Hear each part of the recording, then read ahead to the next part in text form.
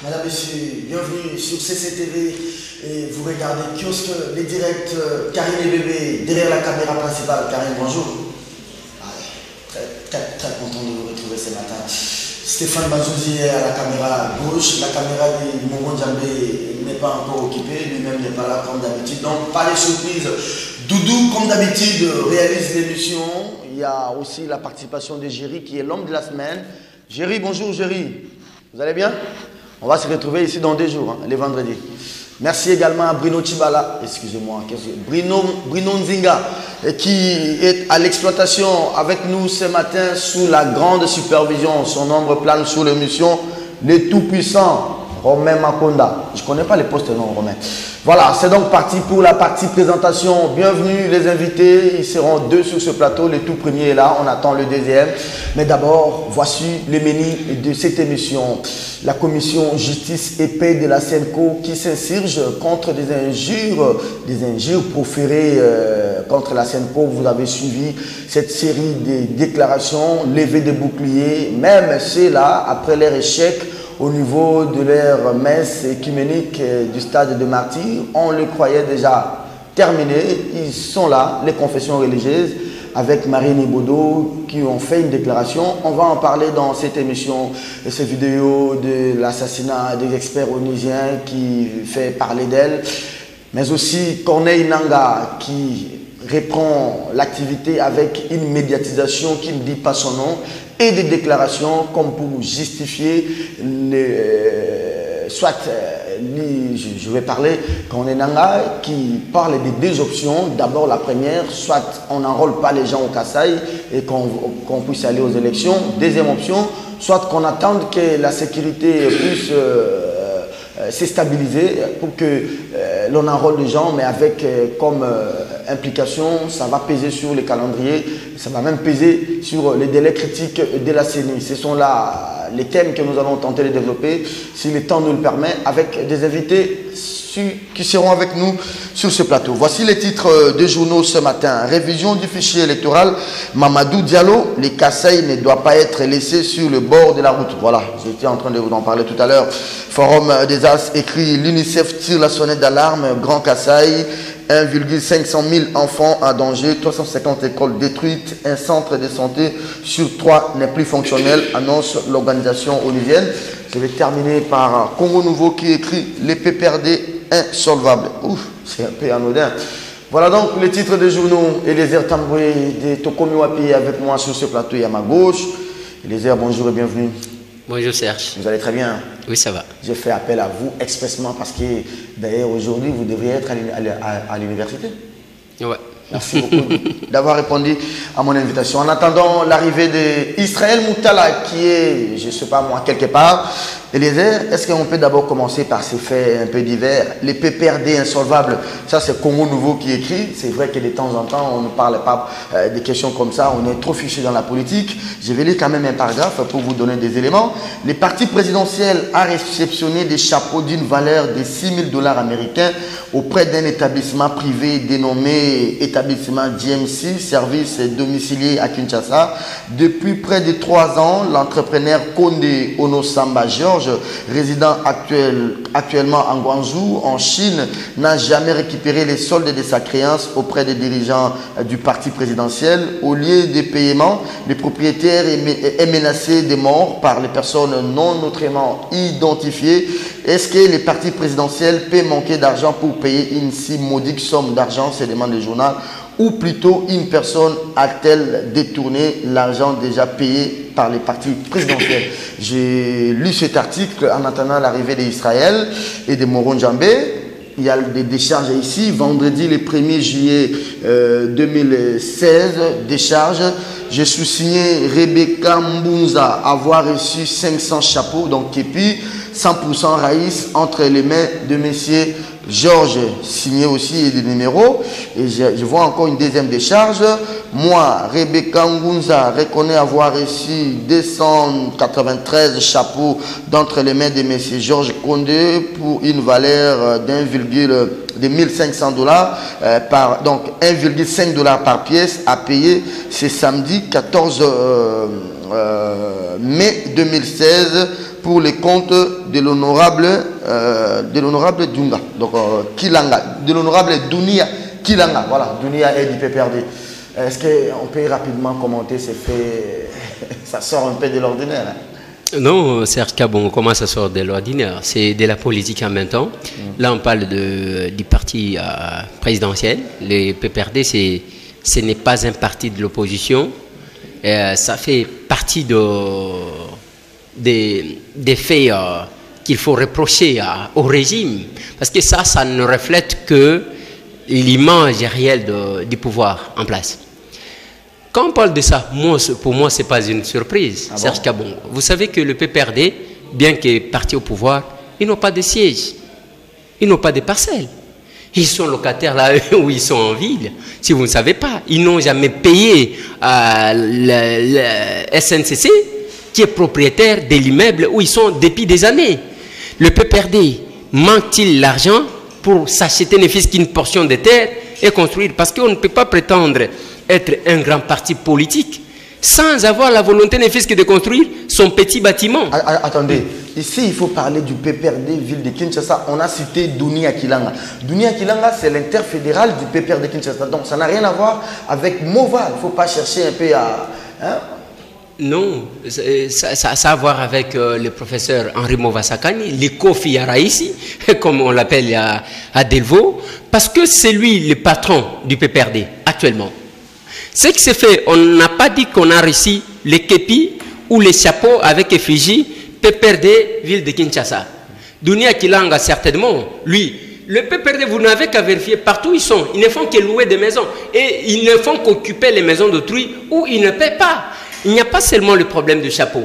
Aujourd'hui, si vous lisez bien l'article, vous allez trouver que le monsieur qui les a prêtés est sous menace de mort. Parce que on a Tchamboula Raïs, c'est ça le principe. C'est tout ce que les services font. Vous allez demander un service, on vous le rend. Au lieu de payer, non, vous commencez à menacer des morts, les gens. Et c'est ça le comportement du PPRD. Nous sommes journalistes d'investigation, vous n'avez qu'à vérifier, Serge Kabongo.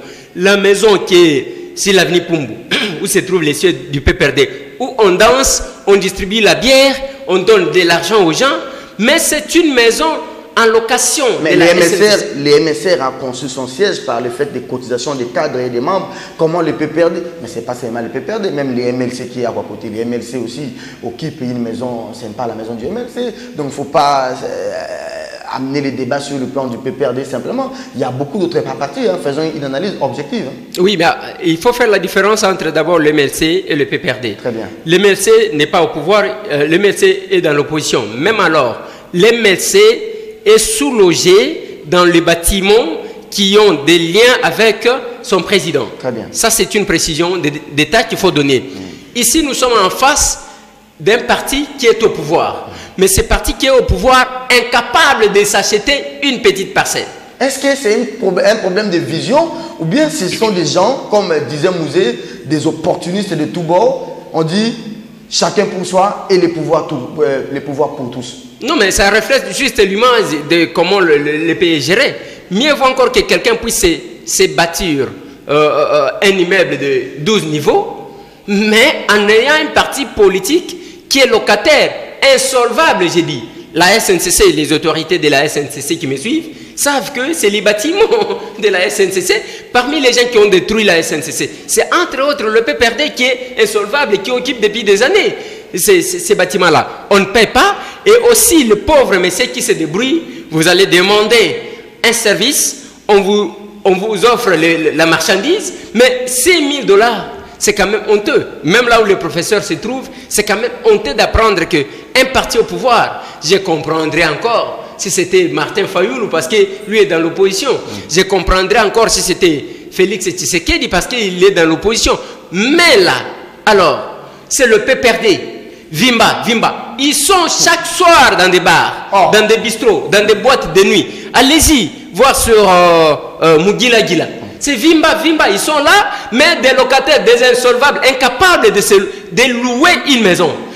Aujourd'hui, c'est un paisible citoyen qui est victime de la barbarie du parti au pouvoir. C'est quand même regrettable si on doit vouloir gérer ces pays avec ce genre de pratique. Alors, comment on doit encourager ces compatriotes qui se battent? Ma mémoire, si elle est bonne, j'aimerais quand même rappeler qu'en 2010, il y avait un compatriote qui était venu nous voir ici. Doudou Montir, je ne sais pas si vous vous rappelez. Le monsieur a été contacté c'était pendant la fête du cinquantenaire, pour livrer, je ne sais pas moi, des parasoleils, des parapluies, effigies cinquantenaires. À l'époque, celui qui devait coordonner l'affaire, c'est le patron actuel du mécanisme. Le général, il s'appelle comment? Qui était aussi le ministre de l'Intérieur. Denis Kaloumé. Denis Kaloumé. Mais le gars a fait cette commande, il a passé la commande, il livre, il n'est pas payé, il commence à se plaindre. Est-ce que c'est cette politique d'encourager aussi les Congolais à l'entrepreneuriat? Depuis que le PPRD est au pouvoir et son système, ils ont déjà encouragé quels Congolais? En fait, c'est un pouvoir de Zendo-Pakistanais. C'est un pouvoir des commissionnaires. Les gens que vous trouvez qui courent derrière de grands responsables, tous ces gens ici, quand vous voyez peut-être un petit Chinois se jouer des Congolais, et après il appelle qui? Il appelle ces hauts cadres, entre guillemets, du PPRD, qui font. C'est ça le système, c'est ça le vrai visage que j'ai dit. Ils n'ont pas la politique depuis que le PPRD est au pouvoir. Dis-moi quel investisseur, quel homme d'affaires congolais qui a émergé. Dis-moi. Même pas Kindelo. Dis-moi. Qui est cet homme d'affaires congolais qui a émergé depuis que le PPRD Vimba est au pouvoir? Merci beaucoup, Eliezer Tamboué, avec nous sur ce plateau, allez, qui va entrer tout à l'heure. Israël Moutala, on l'attend, mais d'abord, on va lire ce deuxième thème, deuxième titre. Ça, c'était juste une petite digression, excusez-moi, que se passe-t-il ce matin? Et pour pouvoir entrer dans le vif de notre émission, révision du fichier électoral, Mamadou Diallo, les Kasaï ne doit pas être laissé sur le bord de la route.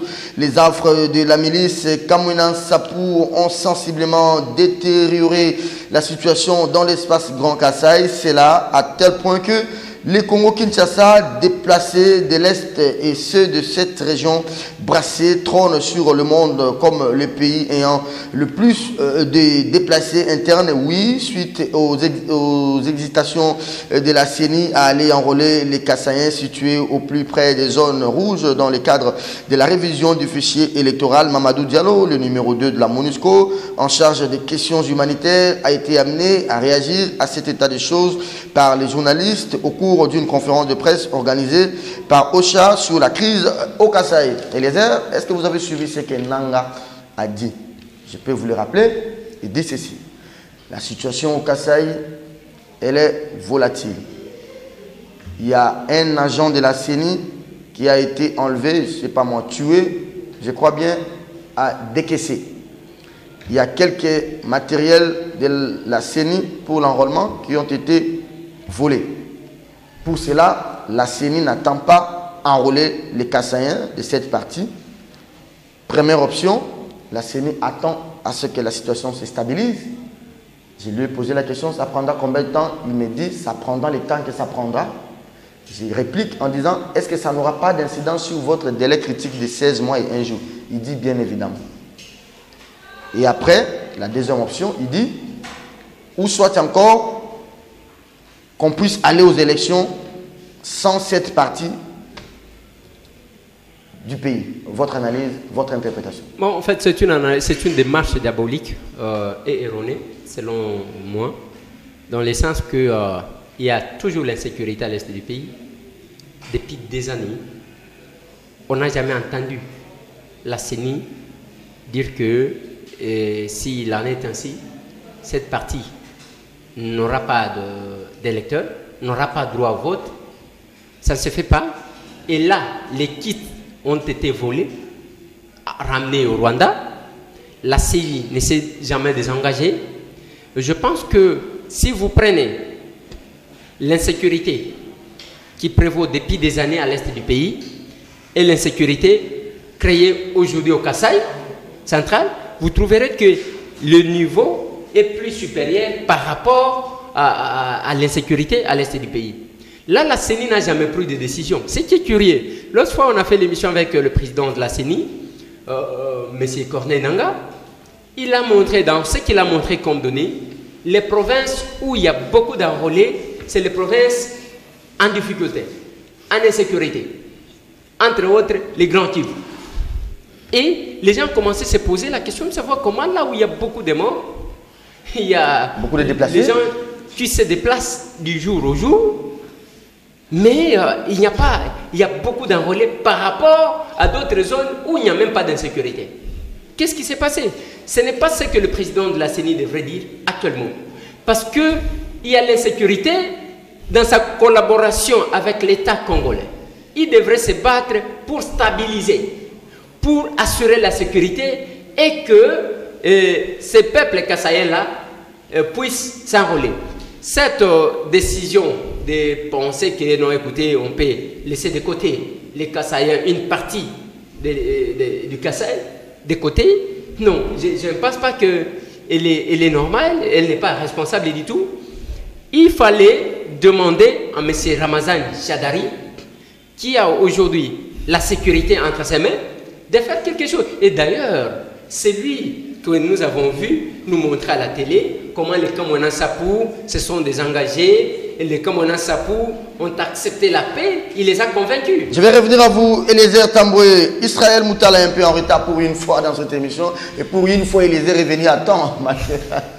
Israël, bonjour, bienvenue. Merci Serge. Je présente mes excuses aux téléspectateurs et aux auditeurs et à vous-même. Je me suis embourbé et pour me désembourber, j'ai perdu beaucoup de temps. Mon chauffeur a eu du mal à venir parce qu'il y avait de problèmes de transport quand il pleut et les contrôles techniques dans la ville font que les taxis deviennent quand même assez rares. Donc j'ai eu de problèmes pour me déplacer. J'attendais mon chauffeur et même quand on a contourné pour venir parce qu'il y avait des bouchons par-ci par-là, je me suis embourbé. Donc j'ai mis beaucoup de temps pour me désembourber. Le plus important, c'est que vous soyez là. C'est très bien. Alors, beau costume, bienvenue. Merci. Israël Moutala, je disais tout à l'heure, révision du fichier électoral, Mamadou Diallo. Les Kasaï ne doivent pas être laissés sur les bords de la route. On sent une forte médiatisation ces derniers temps du président de la CENI, Corneille Nangaa. On ne sait pas pourquoi. Est-ce qu'il a un message un peu particulier où il veut maintenant faire distiller quelque chose au sein de l'opinion? On ne sait pas, on ne peut pas lui donner ces droits-là. Mais Nangaa nous a dit le vendredi passé que, vu l'insécurité au niveau du Kasaï, il ne va pas, comme prévu dans son calendrier de 16 mois et 1 jour, enrôler les Congolais dans cette partie jusqu'à attendre la fin de l'insécurité.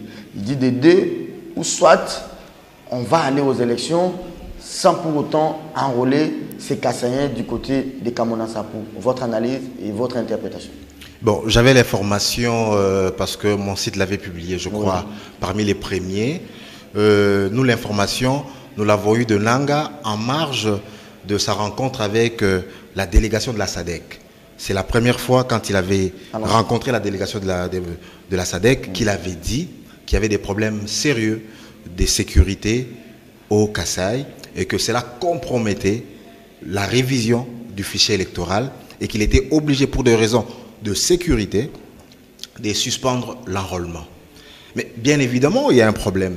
Le problème, c'est que Nangaa avait promis qu'il va clôturer la révision du fichier électoral en juillet 2017. Nous sommes, je crois, en avril. Nous sommes combien à 4 à 5 mois de la fin de la révision. Et c'est alors que éclate une grave crise sécuritaire au Kasaï. Moi, je pense que face à une telle crise, parce que la crise au Kasaï, c'est une crise très, très grave. Je pense que nous avons déjà atteint plus d'1 millier de tués. Nous sommes en termes de millions de déplacés.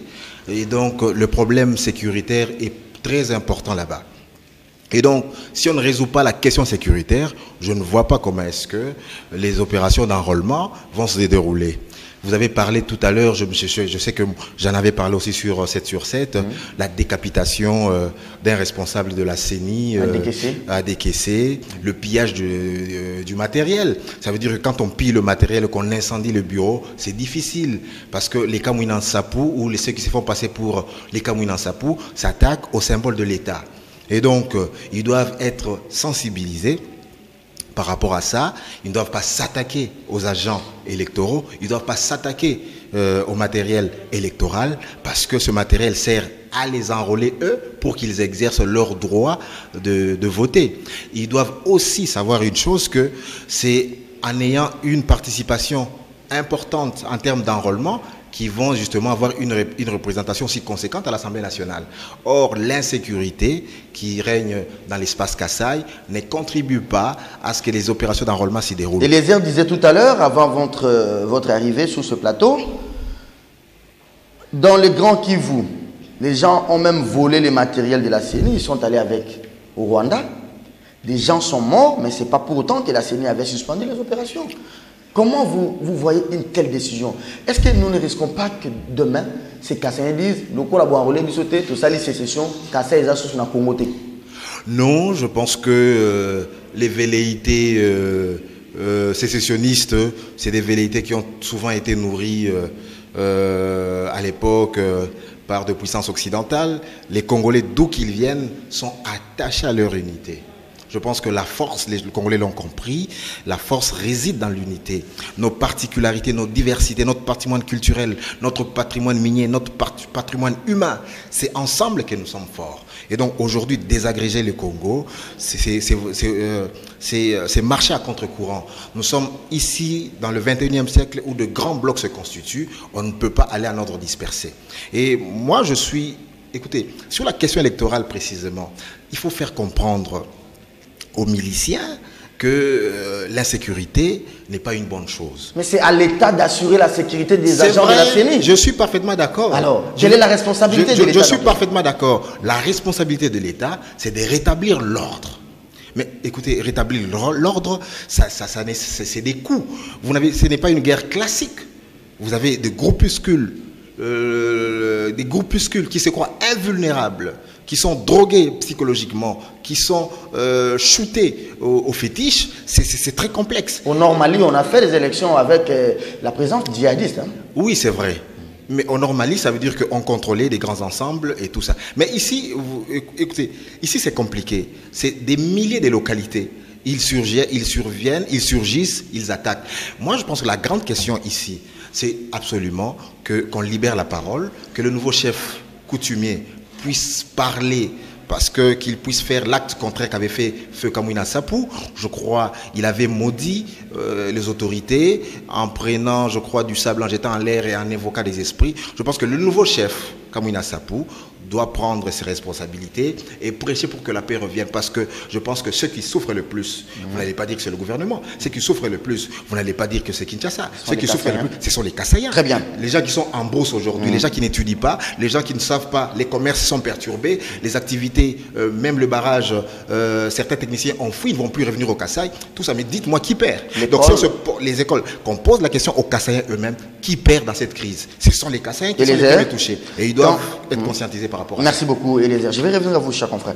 Eliezer, quand vous lisez toutes les résolutions des Nations Unies, quand vous lisez les résolutions de l'Union européenne, c'est comme si ces gens-là savaient qu'un jour, on allait soulever un autre prétexte pour ne pas organiser les élections. On disait élections, vous pouvez aller vérifier, fin décembre, sans aucun prétexte, ni sécuritaire, ni financier. Mais maintenant, Nanga va nous évoquer un autre prétexte sécuritaire ici. C'est comme, il faut penser, comme m'a dit un téléspectateur, une transition sans Nanga, sans Kabila. Oui, Serge Kabongo, quand vous voyez les résolutions des Nations Unies, d'abord, ils ont des services de renseignement qui font des projections ou des prospectives. Il y a ce qu'on appelle la prospective politique. Donc, nous travaillons sur le présent après avoir évalué pour avoir un avenir sûr et correct.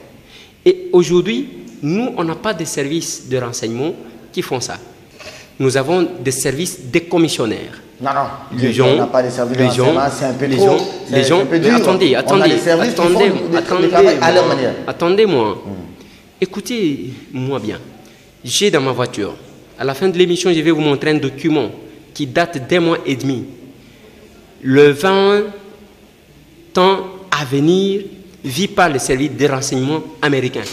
Et Trump a trouvé ça sur sa table. On lui a montré les dangers qui guettent. Même quand on prend les résolutions, c'est sur base de ça. Et nous, chez nous, qu'est-ce qui se passe tel que nous parlons là? Donc l'ONU, l'Union européenne savait que les régimes allaient sortir à notre prétexte. Bien sûr, parce que nous vivons dans l'animalité, cher ami. Et je l'ai toujours dit que nous devons quitter l'animalité vers l'humanité. Qu'est-ce qu'on fait? Nous avons des textes, on ne veut pas respecter nos textes. Après, on parle de l'ingérence. C'est vous-même là qui avez signé ce texte, messieurs. Vous devez l'appliquer. Non, écoutez bien, quand ma mère là est décédée, mais attendez, dur à l'ex, c'est de l'ex. Elle est dure, mais c'est la loi. Vous devez appliquer ça. Nous attendons la chicotte. Et l'homme blanc a vu que, les Nations Unies ont dit que, connaissant le caractère animal des Africains, ils vont donner des prétextes pour ne pas organiser les élections. Voilà, nous allons de raison en raison. Aujourd'hui, nous avons des premiers ministres qui sont en train de... les systèmes de succéder. De 3 mois, parce que Tchibala aura peut-être ces 3 mois, après ça peut être Serge Kabongo, 3 mois, et finalement, on ne va pas arriver à organiser les élections. Est-ce que Nanga comprend la gravité de ce qu'il dit? Nanga... Est-ce qu'il n'est pas dans ces trios, on dit, Cour constitutionnelle, PPRD et la CENI? Est-ce qu'il comprend la gravité de ce qu'il dit? Non, je ne peux pas affirmer cela, parce que Nanga a compris seulement que les politiciens n'ont pas besoin des élections, ils ont besoin de se partager le pouvoir. Pour preuve, tous ceux qui passent aujourd'hui à injurier les autres dans les médias, est-ce qu'ils ont besoin, même quand ils disent que non, nous devons aller aux élections, ils ont besoin des élections? Non, ils savent ce qu'ils représentent dans l'opinion. Ils ont besoin d'avoir les postes et tout de suite. Nanga a compris ça. On était avec vous, Serge Kabongo. Nanga avait proposé 16 mois et 1 jour. Quand vous prenez le délai de Nanga par rapport au délai des politiciens, partout où ils se sont réunis, ça va au-delà. Et tout ce que les politiciens font comme manœuvre, vous trouvez qu'ils savent, ils attendent à occuper des postes de responsabilité pour se faire des santé financières afin de corrompre le peuple appauvri. Voilà la stratégie. Nanga, je ne pense pas que Nanga a seulement compris que la classe politique congolaise n'a pas besoin des élections, il faut les aider. Est-ce que, dernière question, le gouvernement congolais s'est réuni, a fait une évaluation sur la situation sécuritaire et a constaté la défaillance des forces de sécurité de ne pas sécuriser les matériels électoraux et les personnels? Oui, peut-être qu'on va arriver à la question en rapport avec ce qui est sur la vidéo qui est sortie, parce qu'il y a un détail. C'est à ce niveau-là que nous allons donner quelques éléments qui prouvent si l'État congolais est capable de sécuriser ou pas. Merci beaucoup. Israël Moutala, rapidement parce qu'on doit aborder les derniers thèmes. Je sais qu'aujourd'hui, indubitablement, on va déborder. Est-ce que le gouvernement congolais s'est réuni avec un conseil de sécurité provincial ou au niveau national, dirigé, je ne sais pas moi, par le président de la République ou bien par Chadari, qui est le patron de la sécurité intérieure, pour déclarer la faillite de nos services à assurer le bon déroulement de la révision du fichier électoral? Non, pas encore. Jusque-là, Corneille Nanga a parlé de la suspension. Donc, il n'a pas dit justement qu'il n'a pas parlé de rénonciation de l'enrôlement. Il a parlé de la suspension, le temps qu'on stabilise sur le plan sécuritaire. Je pense que on ne peut pas faire au président de la CENI le procès de vouloir jouer la carte du glissement. Je pense que la situation sécuritaire au Kasaï, il ne l'a pas créée, il l'a trouvée. Elle est plus grave qu'à Béni? Il l'a subie. Non, à Béni, ça s'est plus ou moins calmé. Ça veut dire que ça fait un temps où on ne parle plus de tueries. Ça veut dire qu'on a fourni quand même de gros efforts pour sécuriser la population là-bas. Parce que à Béni, vous vous souvenez, c'était presque chaque semaine où on parlait des tueries, mais ça fait quand même un bon bout de temps où la situation à Béni a évolué. Et je pense que même à Béni, les Maïma et les autres, il y a eu peut-être quelques accords entre certains cadres de la CENI pour leur permettre de déployer le matériel et d'enrôler. Est-ce que les milices de Kamwina Sapou seront prêts à passer de tels marchés, de tels arrangements pour permettre... Parce qu'ils doivent comprendre qu'il est impérieux qu'on enrôle dans le Grand Kasaï. Il est impérieux que les gens ne puissent, qu'il n'y ait plus de déplacements massifs de population, parce que là, il faudrait que la stratégie... parce qu'il y avait une stratégie pour déployer le matériel.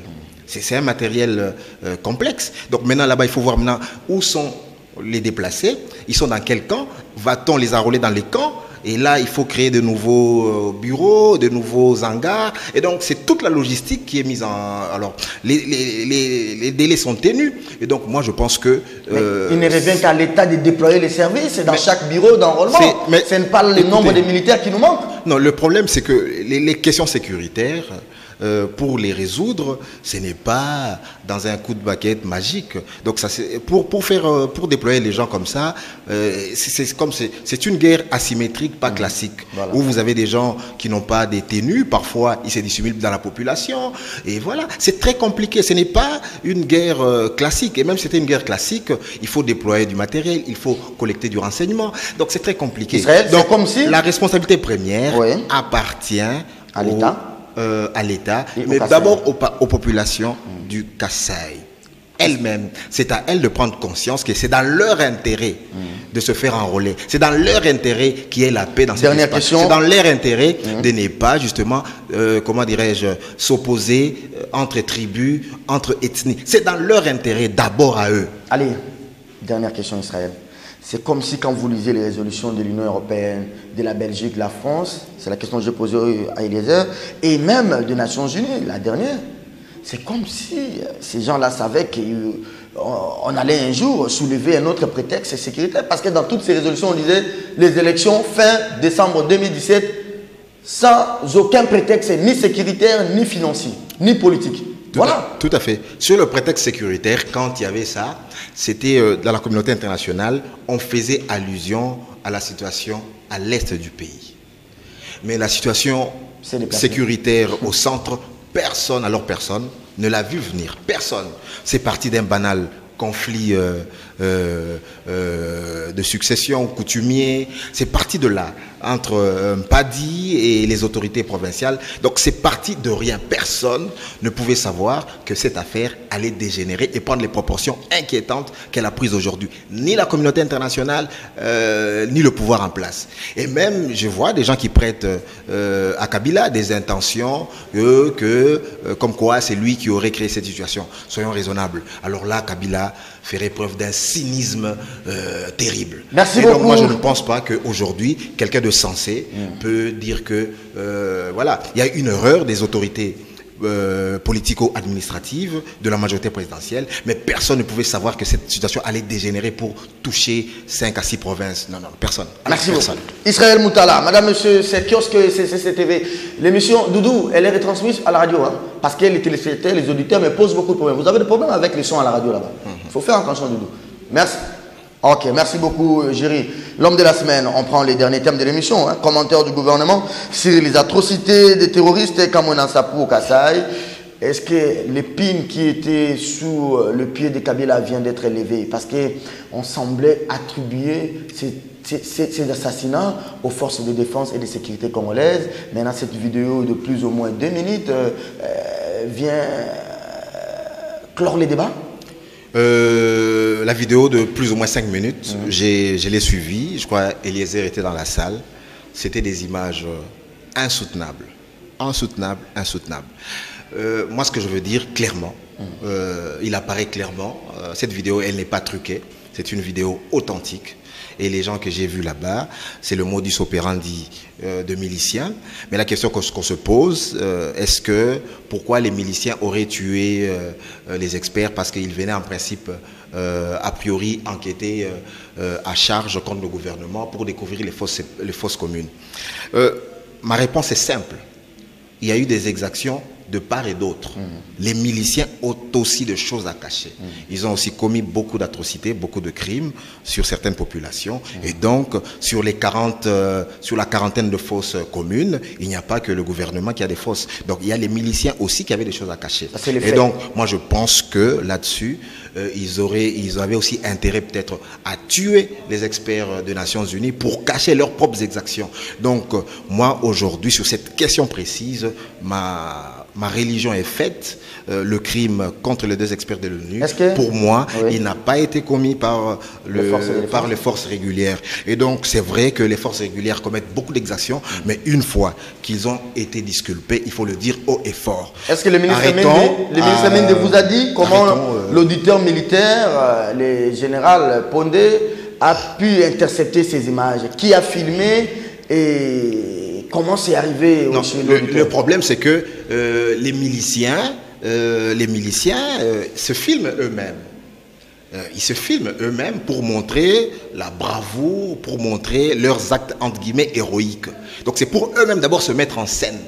Et donc, quand vous filmez avec un téléphone, après vous partagez au sein d'un groupe, après au sein de la communauté. Et je pense que, bon, ils ont parlé d'un terme technique selon lequel ils ont eu ces images par géolocalisation. Donc ça veut dire que une fois qu'on a intercepté la vidéo dans un téléphone, on a commencé à remonter de téléphone en téléphone pour trouver le téléphone source. Ça veut dire que quand moi je reçois une vidéo, on peut remarquer, on peut à partir de la vidéo que j'ai reçue, savoir de quel appareil je l'ai reçu. L'appareil qui me l'a envoyé, on peut aussi détecter de quel appareil il a reçu, et de fil en aiguille, on est remonté à l'appareil source. Donc par géolocalisation, par la source. Voilà l'explication qui m'a été donnée. Bon, je n'ai pas les moyens de vérifier ça, mais au moins, de prime abord, quand j'ai vu cette vidéo ininterrompue, en continu, elle est authentique, il n'y a aucun montage. Et même la communauté internationale elle-même, à qui justement on avait montré en premier cette vidéo, je crois, le samedi. Elle a authentifié. Et donc tous les ambassadeurs et les diplomates sont tombés, ont pleuré à la vue de ces images d'une violence atroce. Ils ont vu ça. Et donc moi je pense qu'aujourd'hui... Le débat est clos? Est-ce qu'il y aura plus d'enquête? Non, l'enquête continue. Mais comment on va déjà divulguer? Non. On divulgue les images et on poursuit avec l'enquête continue, ça veut dire que... Écoutez, dans l'opinion, tout le monde se disait que ce massacre-là, on le mettait déjà sur le dos du gouvernement. Dans l'opinion, on attendait qu'il y ait les preuves pour accabler le gouvernement.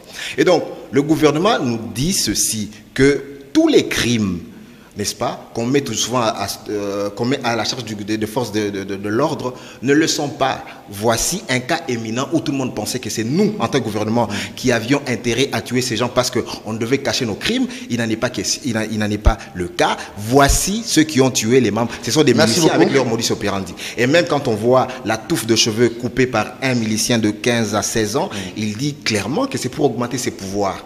Et il parlait des tuyautas, et parce que quand les 2 experts se sont rendus compte qu'ils marchaient, mais qu'on ne voyait pas toujours les fosses communes, eux, ils disaient non, nous allons vous indiquer là-bas, on va voir des gens, on va vous indiquer, c'est dans cette direction. Donc eux-mêmes déjà, les experts se doutaient d'être dans un piège, mais c'était trop tard, ils étaient incertains. Israël Moutala, Eliezer Tamboué, vous aurez le même temps d'antenne, ne vous inquiétez pas. J'étais en train de vous impatienter là. On n'a pas vu aussi l'empressement des Mende et de l'auditeur général, je dirais bref, du régime, du gouvernement, de réunir aussi les patrons de presse quand il y a eu des images donnant responsables les FARDC contre les Kamonasap. Quand on a vu ces images-là ici, on n'a pas vu Mende réunir les patrons de presse, on leur dit voilà ce que les FARDC ont dit, on fait tout. Quel intérêt? Comment vous justifiez ça? Merci Serge Kabongo. Je pense que nous, en tant que journalistes, nous devons donner la bonne version sans y mettre les sentiments, comme les politiciens les font. Nous avons été invités. Je vais d'abord sur le plan fort. C'est la justice qui mène les enquêtes. Sur l'assassinat, pas des Congolais, parce que les Congolais sont des mouches. Non. Les Congolais sont des moustiques. S'il n'y avait pas... Faites l'analyse, pas des termes trop forts. Ne pensez pas que les Congolais sont des mouches. Allez-y, Eliezer. Est-ce que vous pouvez d'abord... J'ai fait partie de ces Congolais. Allez-y, pourquoi tu me prives que j'ai dit de dire ça?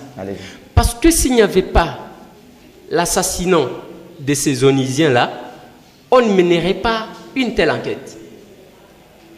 Comme c'est la justice qui a mission de mener les enquêtes, à travers le principe de séparation des pouvoirs, c'est la justice qui devrait communiquer et non le gouvernement. Le ministre Lambert Mende n'est pas porte-parole des institutions. comme je le vois faire.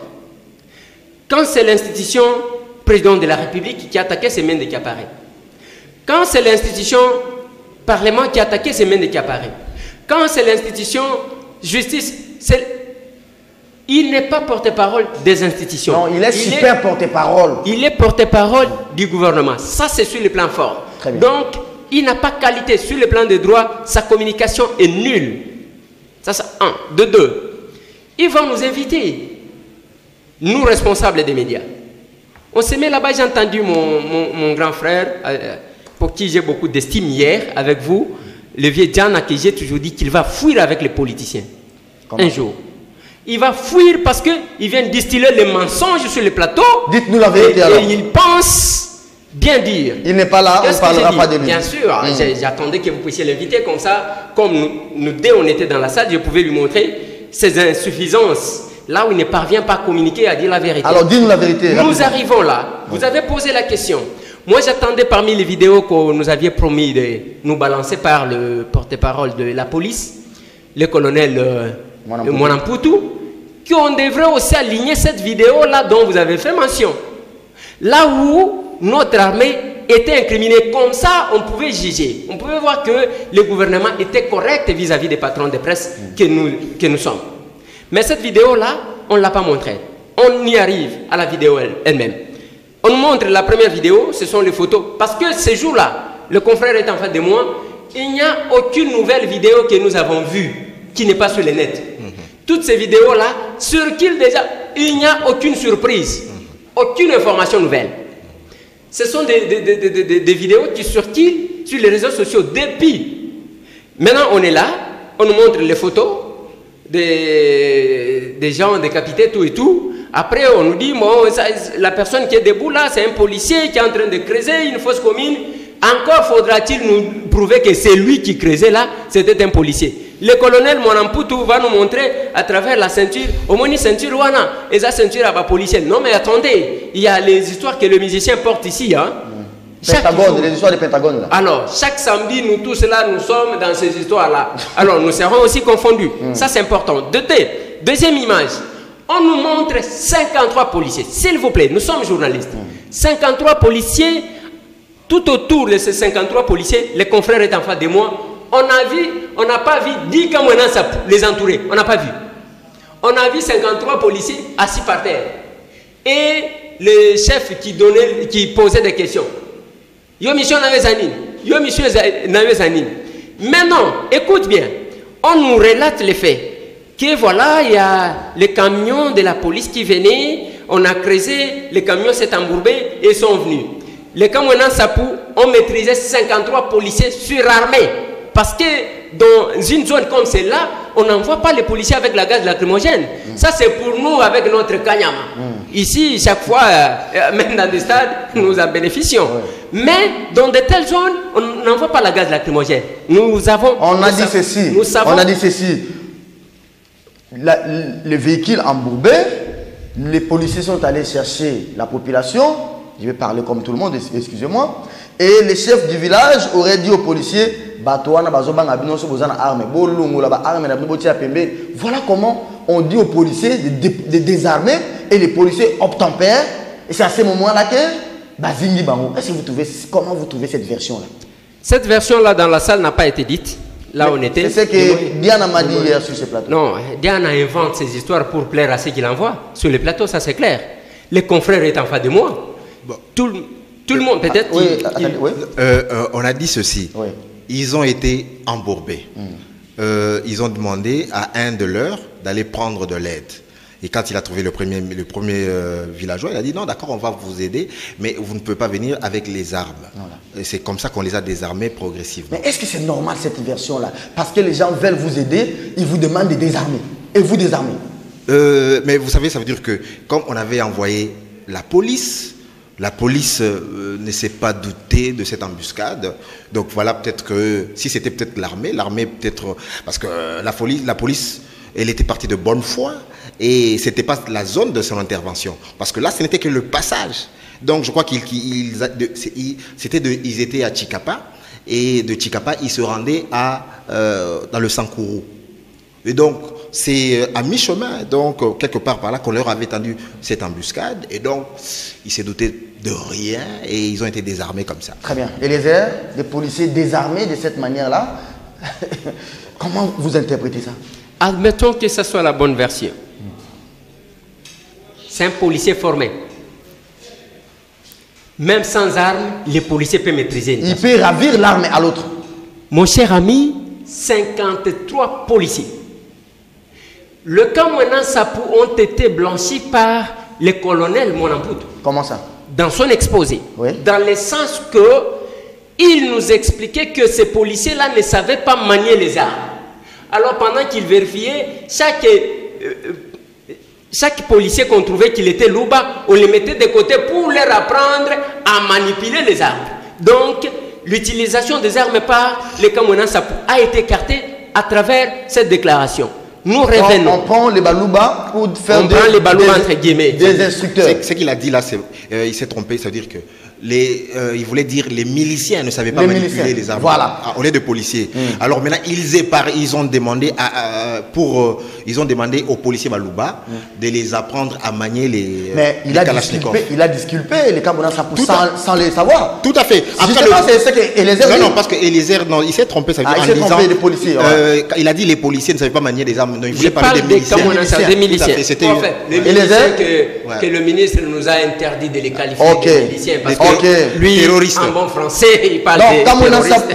donc, Monamputu a disculpé les Kamouena Sapou. Voilà, c'est un élément important. Ouais. Parce que je me posais la question là où j'ai regardé la vidéo. J'ai dit, je suis devant la mort. Même moi, Tambouela, je n'ai pas de biceps. Je vois que je vais me bagarrer. Bon, quelqu'un veut me tuer, mais il faut un coup à déjà. 53 policiers assis par terre. Maîtrisés par les Kamouena Sapou, qui avaient quoi pour les désarmer? Ils avaient quoi? Les Kamouena, même en étant par terre, parce que les policiers, les miliciens ne savaient pas manier les armes. Ils les ont maîtrisés avec quelle arme? Madame, messieurs, c'est bien dommage, l'émission est terminée. Non, vous aurez le temps de conclure l'émission. Nous allons décrypter, ça c'est une question qui concerne l'opinion publique. Israël, on n'aura peut-être pas le temps de revenir sur d'autres questions, peut-être la semaine prochaine, mais votre mot en guise de conclusion sur ces images, est-ce que ça va rassurer les partenaires? Ces enquêtes vont se poursuivre, mais comment vous expliquer? J'ai suivi Mende pour ne pas même répondre à Eliezer. Mende dit que le gouvernement a divulgué ces images parce qu'ayant reçu l'ordre de l'auditeur supérieur Oui, il l'a dit aussi sur mon média, sur 7 hier, parce que je lui ai dit, voilà, on a publié la vidéo, maintenant il y a la polémique, parce que d'abord, il y a une réaction d'abord de l'ONU. L'ONU confirme l'authenticité des images, mais l'ONU dit voilà, ça peut compromettre l'enquête. Non, alors Lambert Mende a dit clairement qu'il a publié ces images. Bon, il ne les a pas publiées, il les a montrées à quelques patrons de presse avec l'autorisation du parquet, parce que à côté de Mende, il y avait le colonel Pierrot Monamputu, il y avait la police scientifique, il y avait tout ça. Donc, on a montré, c'était pour essayer quand même de ne pas avoir des a priori, toujours des a priori négatifs contre le gouvernement. Et je pense que notre responsabilité aussi de journaliste, moi j'ai toujours été sévère et je le resterai toujours avec le gouvernement. Le gouvernement est à bien des égards, alors à bien des égards critiquable. Et il faut le critiquer. Kabila est à bien des égards critiquable. Mais penser que Kabila est d'un tel cynisme qu'il crée des rébellions au centre pour se maintenir au pouvoir, il faut les étayer. Non, il faut être sérieux. Dernière question. Pour parler encore, pour penser qu'il n'y a que les forces de l'ordre qui commettent des exactions, là aussi c'est très faux. Donc nous pensons que justement, il faut que nous rétablissions l'équilibre. Autant les forces de l'ordre commettent des exactions graves, autant les milices Kamouena Sapou commettent des exactions graves. Et c'est intolérable. Moi, je pense que cette milice et leur modus operandi est moyenâgeux. Moi, je ne peux pas comprendre que des gens puissent égorger les êtres humains en plein 21e siècle, quelle que soit la revendication. Moi, je pense qu'il est temps de condamner cette violence. Il est temps que cette violence cesse. Moi, je dis clairement ces choses et je le dis avec autant de légitimité parce que moi-même, je suis du Grand Kassai. Dernière question. Donc, je serai policier parce que je ne parle pas un seul mot de Chiluba. Je serai mort. Donc, moi, je me définis d'abord comme Congolais, né au Katanga, grandi à Kinshasa. Donc, je ne parle pas un seul mot de Chiluba. Imaginez si j'étais là-bas. J'aurais dit, par exemple, que je suis du Kassai, mais ils allaient me poser des questions de Chiluba. Je ne parle pas un seul mot de Chiluba. Dernière question. Donc, je serai décapité. Moi, je pense que ces considérations d'ordre tribal sont à réprouver, à réprimer. Notre grandeur, c'est dans la cohésion. Notre grandeur, c'est dans l'unité. Attendez, répondez à ma dernière question. Vous avez évoqué un mot que j'ai noté, la géolocalisation. Oui. Donc, de tels téléphones, on a retrouvé que c'était tel téléphone qui avait envoyé. Mais quand il y a eu les images des assassinats de Kamuna Sapupa, entre guillemets, des gens qu'on fait passer pour des militaires FARDC, Mende avait dit qu'il connaissait la personne qui a monté ces images, c'est un proche de Moïse Gatumbi qui était en Belgique. C'était toujours par cette technologie de géolocalisation qu'il avait repéré et après le gouvernement s'est rebuffé. Et là, je suis d'accord avec Eliezer. Je pense que, écoutez, bon, le but de ce face-à-face entre Mende et les journalistes, c'était pas justement de revenir sur cette vidéo controversée. Mais sur cette vidéo controversée, on a vu clairement que là, il s'agissait justement des massacres contre des populations civiles. Vous n'avez pas répondu à ma question. Non, mais Mende avait détecté que c'était les proches de Moïse par la géolocalisation. Là, il avait raconté des salades. Là, Mende avait raconté des salades pour des raisons. Alors, qu'est-ce qui vous fait pour des dire que raisons cette fois-ci, il a dit politiciennes. la vérité? Non, mais cette fois-ci, écoutez, c'est mon propre jugement. Très bien. J'ai vu la vidéo, Ouais. parce que maintenant là, écoutez, on peut savoir quel ordinateur a pisté, on peut calculer le nombre de pixels pour savoir dater une vidéo. Donc vous avez vu par exemple le colonel Pierrot Manaputu, il s'est gouré en postant une vidéo de la Côte d'Ivoire, prétextant que c'était des fausses communes Voilà. de la MONUSCO ici qui cachait tout ça. Voilà, on a retrouvé, en sachant que ça a été publié pour la première fois, on peut retrouver ça. Merci Et donc beaucoup. sur cette question de la vidéo de Mende qui a attribué à Katumi, c'était des salades, de vraies salades. Est-ce que la vidéo, je ne dirais pas comme les politiciens là, dont auquel la vidéo là, donnant des militaires entre guillemets FARDC en train de tirer sur les civils, Mende avait dit ici que c'était des vidéos montées par un proche de Moïse Katumbi, il connaît même son adresse en Belgique. C'était toujours par cette technologie de géolocalisation que Mende avait localisé ça. D'abord, la géolocalisation, ce n'est même pas ça ce que les confrères venaient de dire. C'est quand on est à la recherche de quelque chose qui est perdu, qu'on utilise la géolocalisation de cette histoire-là qu'on cherche.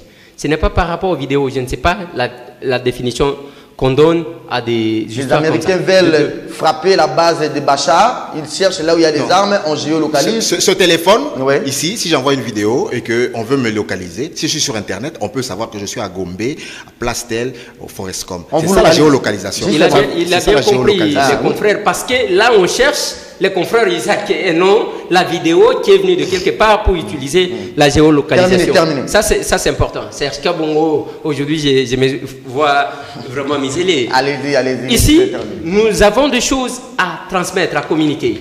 Nous sommes devant un problème, un cas qui a fait que nos frères puissent mourir dans les Kasaï. Ok? Que ce soit les policiers, que ce soit les autres. J'ai entendu ce qu'Isaac a dit. Mais Israël. je ne sais pas, Israël plutôt, ce qu'il venait de dire. Mais il y a quelque chose. C'est comme un grand frère qui passe sur la RTNC qui vous dit que les droits de l'homme, j'ai dit, mais il y a quelque chose. Les Koulouna n'ont pas signé la charte africaine des droits de l'homme. Ça, la mission régalienne de l'État d'abord, c'est la sécurité, cher ami. Tout à fait. Quand on tue quelqu'un, d'abord la responsabilité revient à l'État. C'est pour ça que nous payons ces gens-là. Ici, dans les cas d'espèce, qui ignore, à la fin de cette rencontre, c'est tout le monde qui me regardait. Eliezer, je leur ai dit, mais à qui la responsabilité? Si mon frère est en train de vouloir blanchir le pouvoir, j'ai dit c'est le pouvoir qui est responsable, dans le sens que, vous allez voir, d'ici là, le gouvernement de Tibal, nous sommes dans un pays où il n'y a que deux principes sur lesquels le service de renseignement se base pour faire leur enquête de loyauté, pour faire nommer les gens, que ce soit dans des entreprises publiques, là où vous entendez aujourd'hui India Omar et qui quoi, ils se sont injuriés hier, et là les services n'y vont pas, ça reste comme ça. Deux principes, c'est-à-dire, un, si Mamindou Kibato Sayo, il faut tuer ou faire tuer pour que tu sois nommé ministre. À Chikapa, on a cité nommément par quelqu'un qu'on a arrêté, il a cité le nom de Macaire, que c'est Macaire qui leur donnait, qui aurait donné les armes à ces gens-là. Qu'est-ce qu'on a fait de lui? Rien du tout. Et il a commencé. Ça, ce sont des informations Non, mais attendez, à vérifier. est-ce que vous ne pouvez pas me laisser terminer, Kabo? Ce que j'ai dit ne m'engage, n'est-ce pas?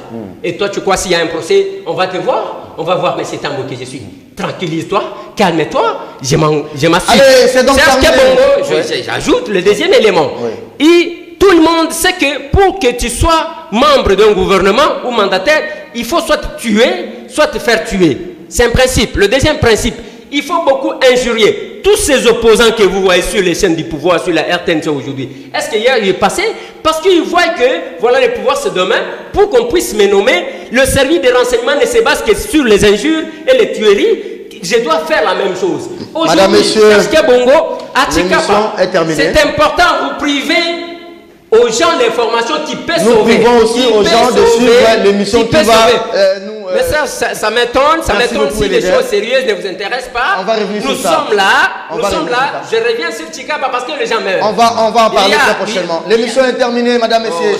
Excusez-nous, on a débordé de plus de 9 minutes, donc comprenez qu'on avait commencé l'émission un peu en retard. Merci, cher Eliezer, merci aussi, cher Israël Moutala. On aurait bien voulu aborder la question des confessions religieuses qui ne réagissent que quand l'Église catholique parle. Absolument. Et quand l'Église catholique parle, le gouvernement dit le Congo est laïque. Mais quand les autres confessions religieuses parlent, on dit qu'ils ne sont pas laïcs. C'est dommage. Ouais. Je pense que les 7 confessions religieuses qui s'alignent systématiquement derrière le gouvernement, c'est honteux, c'est honteux, c'est honteux. 9h30 demain. J'espère que Stéphane Bazouzi sera là pour nous accompagner. Avec le même plaisir. Au revoir.